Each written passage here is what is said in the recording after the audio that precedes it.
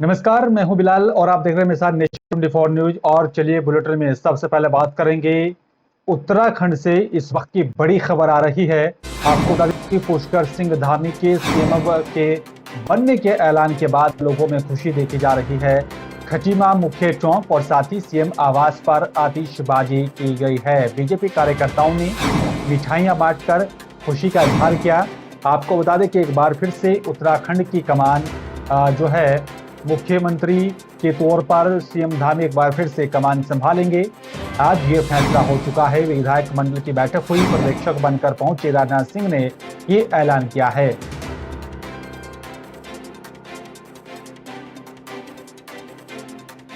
आपको बता दें कि ये बड़ा फैसला लिया गया और साथ ही आपको बता दें कि यहाँ पर जो है अब एक बार फिर से उत्तराखंड की कमान जो है पुष्कर सिंह धामी संभालने जा रहे हैं। और आपको बता दें कि अब बीजेपी कार्यकर्ताओं में भी खुशी का माहौल देखा जा रहा है। और साथ ही आपको देखिए यहाँ पर सिंह धामी का नाम फाइनल होने के बाद बीजेपी कार्यकर्ताओं ने खुशी का इजहार किया, आतिशबाजी की, एक दूसरे को मिठाइयां खिलाकर खुशी का इजहार किया। खटीमा चौक साथ ही सीएम आवास पर भी आतिशबाजी की गई है। और आपको बता दें कि उत्तराखंड के मुख्यमंत्री के तौर पर एक बार फिर से सीएम धामी का नाम फाइनल हो चुका है। और आपको बता दें कि उत्तराखंड की कमान सीएम धामी एक बार फिर से संभालेंगे। पुष्कर सिंह धामी एक बार फिर से उत्तराखंड के मुख्यमंत्री के तौर पर शपथ लेंगे। और आपको बता दें कि यहाँ पर जो है विधानसभा का चुनाव जो हुआ है, हालांकि अपनी सीट से विधानसभा का चुनाव पुष्कर सिंह धामी हार गए थे, लेकिन उपचुनाव होगा और मुख्यमंत्री के तौर पर जो है पुष्कर सिंह धामी का नाम फाइनल किया गया है।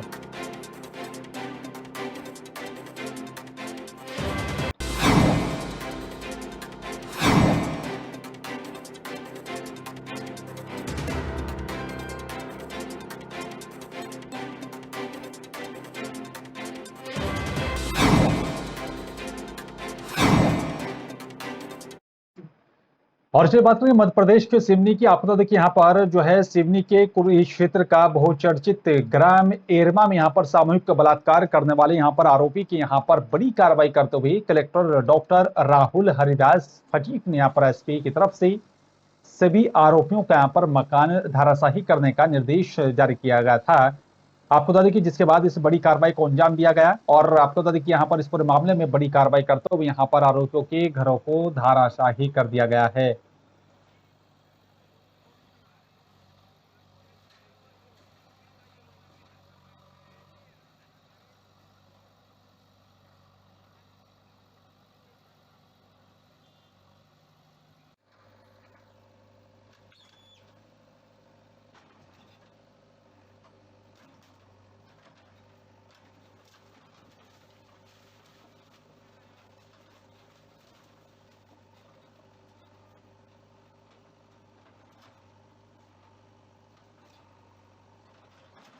में जो घटना घटित हुई थी उसमें जो आरोपी हैं राहुल वर्मा, उनके जो घर है उस पर अवैध पाया गया था, तो उस पर अतिक्रमण की कार्रवाई की जा रही है। कुल कितने आरोपी थे, कितने मकान तोड़े जाएंगे? इसमें कुल 5 आरोपी और 3 आरोपियों का अवैध अतिक्रमण पाया गया है, जिस पर कार्रवाई की जा रही है।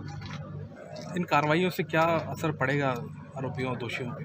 इसमें बिल्कुल निश्चित रूप से असर पड़ेगा। सभी जो समाज है उसमें भी असर पड़ेगा, क्योंकि ये विशेष गंभीर घटना है। ठीक है, नाम और चलिए बात कर लेते हैं जबलपुर की। आपको बता दें कि यहाँ पर 2 साल पहले हुए ऑपरेशन लोटस के यहाँ पर विरोध में प्रदेश कांग्रेस ने यहाँ पर प्रदेश भर में तिरंगा यात्रा निकाली। और वहीं जबलपुर में यहाँ पर तिरंगा यात्रा कांग्रेस की तरफ से निकाली जा रही है। यात्रा जबलपुर के अंबेडकर चौक से यहाँ पर गांधी टाउन हॉल तक निकाली गई। कांग्रेस का आरोप है कि 20 मार्च 2020 को कमलनाथ सरकार को बीजेपी ने गिराया था। साथ ही 2 साल पहले लोकतंत्र की यहाँ पर धज्जियां उड़ाई गई थी, जिस संविधान को बचाने के लिए कांग्रेस ने यहाँ पर ये यात्रा निकाली। यात्रा में शामिल हुए यहाँ पर पूर्व वित्त मंत्री तरुण भनोट और साथ ही पूर्व मंत्री लखन घनघोरिया, विधायक विनय सक्सेना और साथ ही कांग्रेस के यहाँ पर सभी कार्यकर्ता मौजूद रहे।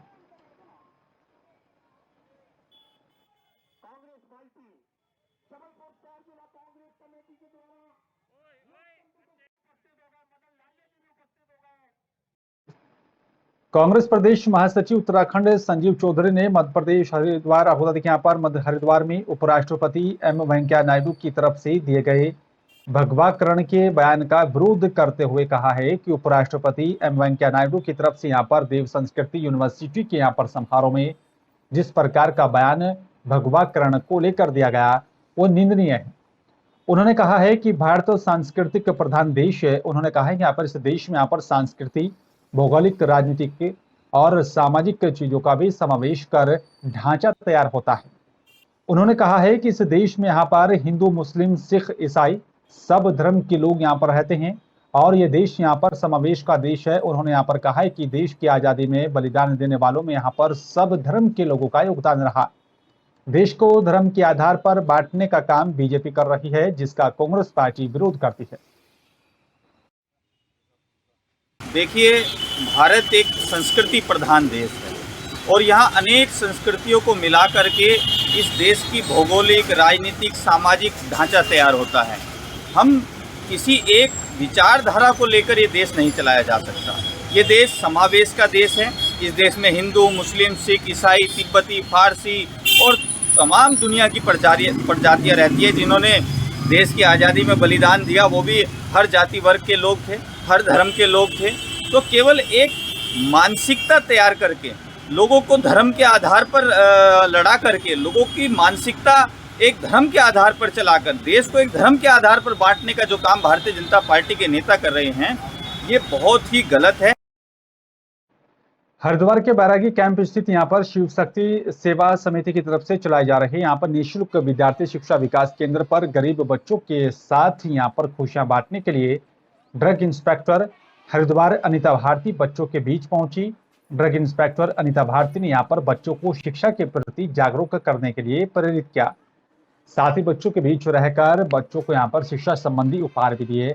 ड्रग इंस्पेक्टर अनिता भारती ने कहा है कि ऐसे बच्चों को शिक्षित करने का जो कार्यभार विद्यार्थी शिक्षा विकास केंद्र की तरफ से किया जा रहा है, ये सराहनीय काम है, क्योंकि यहाँ पर इन बासिंदों में यहाँ पर रहने वाले जो ये बस्तियां हैं, इन बस्तियों में रहने वाले बच्चों को यहाँ पर शिक्षित करने का कार्य समिति की तरफ से किया जा रहा है, जो एक अच्छा काम है। मेरा मानना है कि बच्चे हमारे देश का भविष्य हैं और अक्सर मेरे द्वारा देखा गया है फील्ड के दौरान कि मलिन बस्तियों में या फिर यही कई ऐसे घर हैं जहां पर से नशे का कारोबार हो रहा है, जहां पर लोग दिन भर अपनी कमाई के बाद शाम को जो है ड्रिंक करके अपने घर के साथ घर में आकर के जो है गलत तरीके की गाली गलौज करते हैं। ऐसा मैंने देखा है और मैं इन बच्चों के जरिए एक छोटा सा मैसेज देना चाहती हूँ सारे बच्चों को कि वो अपने आप को इस काबिल बनाएं कि हमारे समाज की बुराइयों का अंत कर सकें। और दूसरी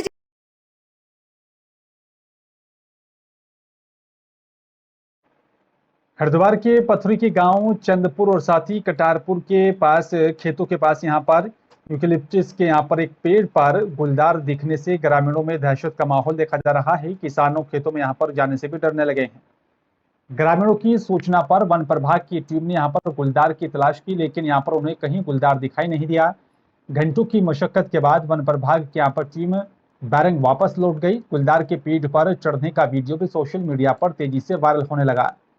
वीडियो को देखने के बाद लोग चंदपुर, कटारपुर में से यहाँ पर जो है जाने से अब डरने लगे हैं।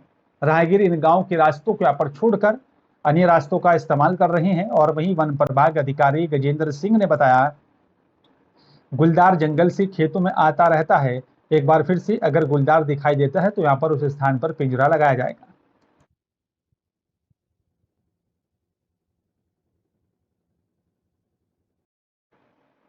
और इसलिए बात करेंगे अब अल्मोड़ा की। आपको बता दें कि अल्मोड़ा जिले के विकास खंड सल्ट के कॉर्बेट पार्क से सटे यहाँ पर कोपी गांव में बाघ बीते 1 मार्च को बाघ ने यहाँ पर कोपी गांव निवासी गुड्डी देवी को मार डाला था, जिसके बाद ग्रामीणों ने यहाँ पर काशीपुर आप बता दें कि यहाँ पर बुआखाल नेशनल हाईवे पर भी जाम लगा दिया था। वन विभाग ने यहाँ पर कोपी क्षेत्र में गश्त कर रेस्क्यू कर बाघ को पिंजरे में कैद किया था, चिड़ियाघर नैनीताल भेज दिया था।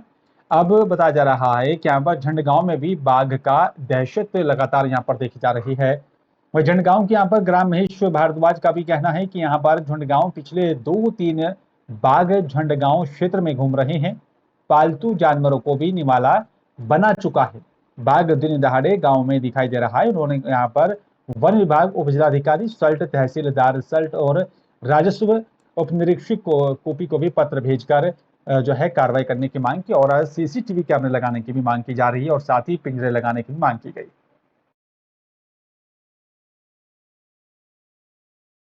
दूसरा बाघ हमारे गांव में, ग्राम पंचायत झड़गांव में के इलाके में चारों तरफ इर्द गिर्द दिखाई दे रहा है और कई जानवरों को तो मार चुका है और हम लोगों का, ग्रामवासियों का, किसी का भी बाहर जाना बड़ा दूभर हो गया है। और कल ही मैंने डीएम साहब से और डीएफओ साहब और रेंजर साहब सभी विभाग के कर्मचारियों से बात की है। उन्होंने आश्वासन दिया है कि जल्द से जल्दी बाघ को पकड़ लिया जाएगा और हम लोग की भी यही मांग है कि बाघ को जल्दी से जल्दी पकड़ा जाए और ताकि हमारे गांव से बच्चे स्कूल जा पाएँ और कामकाज सुचारू रूप से चलता रहे।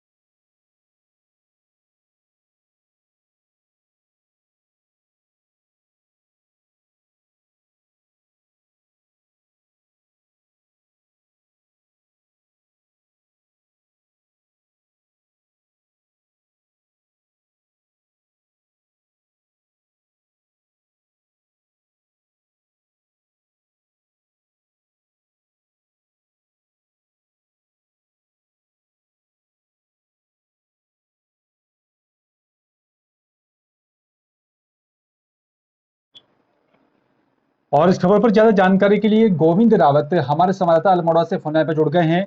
गोविंद, एक बार फिर से बाघ की दहशत देखी जा रही है, क्या कुछ पूरा मामला है, विस्तार से बताएं आप।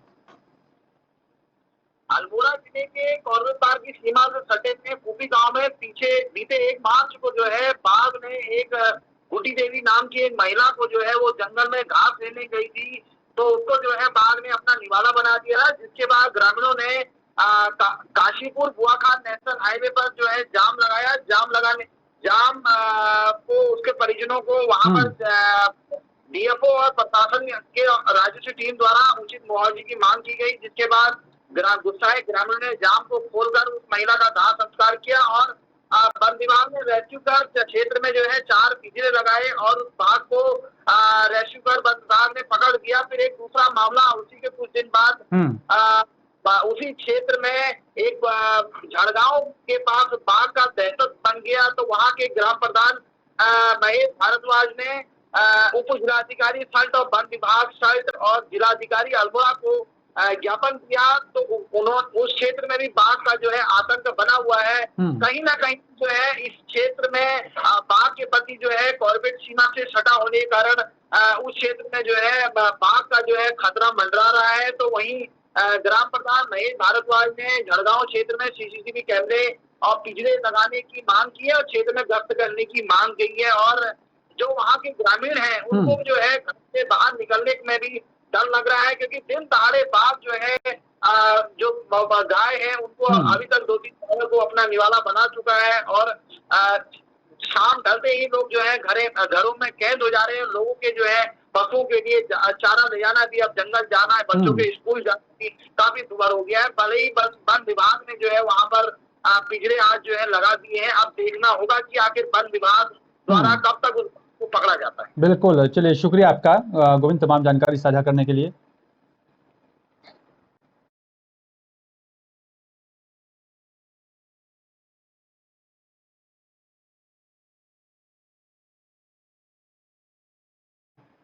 और कोतवाली क्षेत्र के अंतर्गत बिंदु खत्ता के यहाँ पर राजीव नगर प्रथम कार रोड में यहाँ पर पुराना खत्ता में क्षेत्र को भी यहाँ पर जाने वाली सड़क में साइकिल से ट्यूशन जा रहे यहाँ पर भाई बहन को डंपर ने टक्कर मार दी।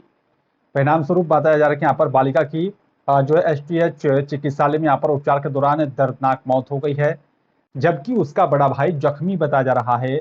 आप बता दें कि सुबह 9:30 बजे के करीब बिंदु खत्ता के यहाँ पर राजीव नगर प्रथम निवासी भारतीय तिब्बत सीमा पुलिस बल के जवान देवेंद्र सिंह बिष्ट की यहाँ पर 6 वर्षीय बेटी चाहत बिष्ट की अपने बड़े भाई जिसकी उम्र करीब 11 साल बताई जा रही है जो है उसके साथ साइकिल से यहाँ पर ट्यूशन पढ़ने जा रही थी, और तभी कार रोड क्षेत्र से आ रही यहाँ पर तेज गति के डंपर ने साइकिल को टक्कर मार दी, जिससे बालिका रिंकी और साथ ही उसका भाई दिवांश उसकी चपेट में आ गए थे, और जिन्हें आनंद फानन में क्षेत्रवासी तुरंत ही यहाँ पर एसटीएच चिकित्सालय हल्द्वानी ले गए, जहाँ पर उपचार के दौरान बालिका ने दम तोड़ दिया, जबकि दिव्यांशु का उपचार चल रहा है। फिलहाल अब उसके ठीक होने की कामना की जा रही है।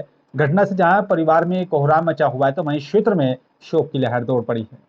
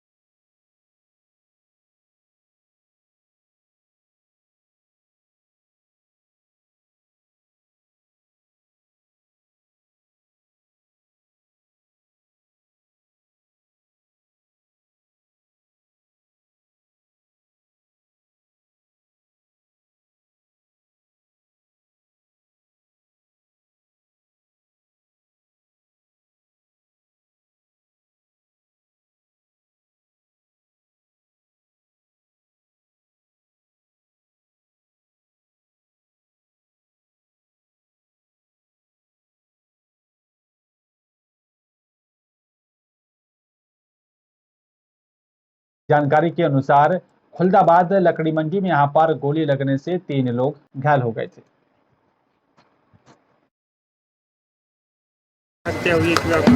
ये थाना खुलदाबाद के लकड़ मंडी में गली में एक ही मतलब 50-60 मीटर की डिस्टेंस पे 2 परिवार रहते हैं, दुर्गेश सिंह चौहान का और विनोद सिंह चौहान का, और उसी गली में होली हो रही थी। वो दोनों के बीच कोई रंजिश नहीं पहले से बताई जा रही है, दोनों परिवारों के बीच से किसी बात का लेकर कोई विवाद भी नहीं था। ये होली खेली जा रही थी विनोद के घर के सामने, उसी समय वहाँ पे दुर्गेश उसके पहुँचने की वजह से, और अभी जो तात्कालिक जानकारी मिली कि रंग पड़ने को लेकर विवाद हुआ दोनों लोगों के बीच में, और उसी विवाद की वजह से इनके बीच में फिर फायरिंग की घटना हुई है, और उसमें विनोद और दुर्गेश दोनों की मृत्यु हो गई है, और जो डेड बॉडी मोर्चरी में रखी गई है। इस घटनाक्रम में वहाँ पे आई हुई एक विनोद की बुआ थी रानी, और एक सामने लड़का रहता था चिंटू, वो घायल हुए हैं, पैर में गोली लगी है, वो बिल्कुल खतरे से बाहर है और ठीक है, उनका ट्रीटमेंट हो रहा है। अब यह प्रकरण थाना खुलदाबाद जिला प्रयागराज का है। इसमें दोपहर में करीब 2 बजे के आसपास लकड़ मंडी इलाके के पास एक गली में, जहां पे दुर्गेश सिंह चौहान और विनोद सिंह चौहान के घर हैं, आसपास पड़ोसी हैं, उसी गली में होली खेली जा रही थी। दुर्गेश सिंह चौहान और विनोद सिंह चौहान पक्ष में गाली गलौज हुआ, वाद विवाद, मारपीट, फायरिंग हुई। इस फायरिंग में दुर्गेश सिंह चौहान को गोली लगी, विनोद चौहान को गोली लगी। विनोद चौहान की बहन रानी चौहान के पैर में चोट आई, और साथ ही एक चिंटू चौहान के भी पैर में चोट आई। इस सूचना पर तत्काल भारी संख्या में पुलिस बल, सीओ सिटी और एसपी सिटी के नेतृत्व में मौके पर पहुंचा। उसके बाद दौरान इलाज और इस प्रक्रिया में दुर्गेश सिंह चौहान की मृत्यु हो गई, दूसरे पक्ष से विनोद सिंह चौहान की भी मृत्यु हो गई। रानी चौहान और चिंटू चौहान का इलाज चल रहा है, वो खतरे से बाहर हैं। और जो बात करेंगे अब हरियाणा की, आप बता दें कि राष्ट्रीय राजधानी दिल्ली के पास हरियाणा में फरीदाबाद के सूरजकुंड मेले में चल रहे 35वें अंतर्राष्ट्रीय सूरजकुंड शिल्प मेला में यहाँ पर इस बार अफगानी कालीन भी यहाँ पर खूब पसंद की जा रही है। अफगानिस्तान के स्टॉल हाथ से यहाँ पर तैयार किए गई वुलन कालीनों को भी यहाँ पर दर्शाया गया, और आप बता दें कि यहाँ पर खालिस वुलन से यहाँ पर तैयार किए गए इन कारपेट में नेचुरल रंगों का इस्तेमाल किया गया है। आपको बता दें कि यहाँ पर कारपेट मैन के अनुसार उनकी स्टॉल पर करीब 10,000 से लेकर यहाँ पर 2 लाख रुपए तक की कारपेट मौजूद हैं और जिनकी इंडिया में भारी मांग रही है। सूरजकुंड अंतर्राष्ट्रीय शिल्प मेले में यहाँ पर अफगानी कालीनों की खूब चर्चा हो रही है। हमारा कारपेट है हैंडमेड अफगानी कारपेट से। किस मटेरियल से बनता है? अफगानी कारपेट सारा वुलन से बनता है। वुलन से? वूल कौन सी यूज़ करते हैं? हमारा शीप वुल है, लैम वुल है और जो कुछ जो एंटीक्स होते हैं पुराना वो कैमल वुल भी यूज़ करते हैं। तो कलर्स कौन से यूज़ करते हैं? कलर हमारा नेचुरल भी है और अभी हम जो निकाल रहे हैं वेजिटेबल डाई है जो अभी यूरोपियन कलर है, जैसे अनार का, अखरोट का, इनके कलर्स नेचुरल कलर्स तैयार होते हैं जी। तो इनकी लाइफ कितनी होती है? अफगानी कारपेट का लाइफ उम्र भर है। Use them more old more get better या जितना पुराना होगा एंटीक होगा तो यही बेहतर होता जाता है। हरियाणा के फरीदाबाद के सूरजकुंड में यहाँ पर चल रहे 35वें अंतर्राष्ट्रीय सूरजकुंड हस्तशिल्प मेले में यहाँ पर इस बार पुश्तों से मुखौटा बनाने वाले यहाँ पर उत्तम नाम के शिल्पकार का भी स्टॉल सबकी आकर्षण का केंद्र बना हुआ है। आज के दौर में यहाँ पर इन्हें सजावट के सामान के भी तौर पर इस्तेमाल किया जाता है और ये सभी तरीके के यहाँ पर मुखौटा अपनी लोक संस्कृति, धार्मिक ग्रंथों या फिर आम जिंदगी के बारे में भी लोगों को यहाँ पर बताते हैं। इन मुखौटों के यहाँ पर छोटे रूप को यहाँ पर स्मृति चिन्ह और साथ ही यहाँ पर बच्चों के खिलौनों के तौर पर बेचा जा रहा है।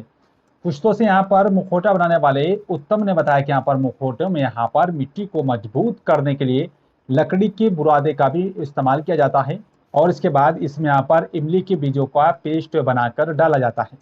लकड़ी के बुरादे और साथ ही इमली के पेस्ट को गूंथ कर उसे अपने मुताबिक कोई भी आकार दिया जा सकता है।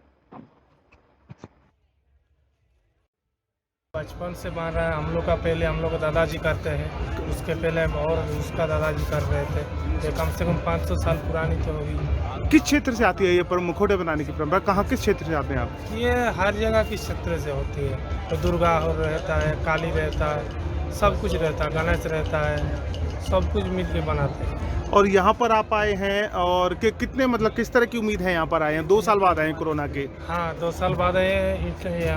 हम लोग को इंटरनेशनल में ये फर्स्ट मिला है, इसलिए हम लोग को चिट्ठी भेजे थे, इसलिए बुलाया हम लोग को, इसलिए हम लोग आए हैं। और फिलहाल मेरे साथ सिर्फ इतना ही। नमस्कार।